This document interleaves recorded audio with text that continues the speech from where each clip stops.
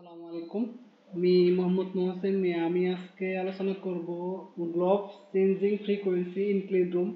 আমরা ক্লিন রুমে কত মিনিট পর পর বা কত ঘন্টা পর পর গ্লোভস, সার্জিক্যাল গ্লোভস যেটা পরে থাকি সেটা চেঞ্জ করি। তো আমরা যদি ক্লিন রুম এতে থাকি, তো ক্লিন রুম এতে অবশ্যই 30 থেকে 40 মিনিট পর পর আমাদের গ্লোভস চেঞ্জ করতে হবে।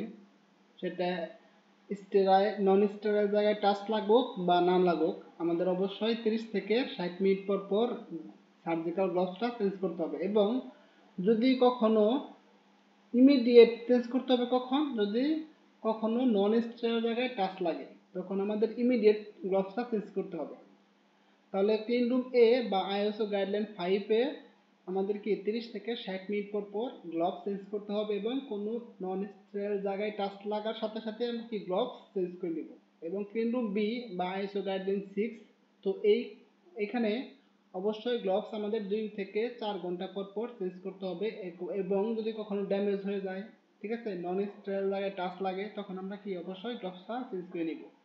আর ক্লিন রুম সি যেটা, তো ক্লিন রুম সি এ আমরা যদি যখন আমরা শিফটটা শুরু হবে তখন এবং প্রতি 4 ঘন্টা পর পর, এছাড়া যদি আমাদের কি গ্লোভসে যদি কখনো ড্যামেজ হয়ে যায়, তখন আমরা অবশ্যই গ্লোভসটা চেঞ্জ করে নেব। এরপর হচ্ছে ক্লিন রুম ডি যেটা বা আইএসও গাইডলাইন 8।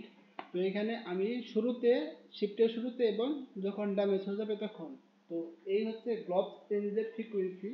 তো এছাড়া আমরা গ্লোভসে নিয়মিত আইপি ব্যবহার করব, ঠিক আছে, গ্লোভস চেঞ্জ করব এবং এবং কি অবশ্যই 30 মিনিট পর পর, আমি যদি অপারেশন অবস্থায় 30 মিনিট পর পর আমরা কি করব, গ্লোভসের ভিতরে 70% আইপিএ দ্বারা গ্লোভসটা ডিসইনফেকশন করে নিব।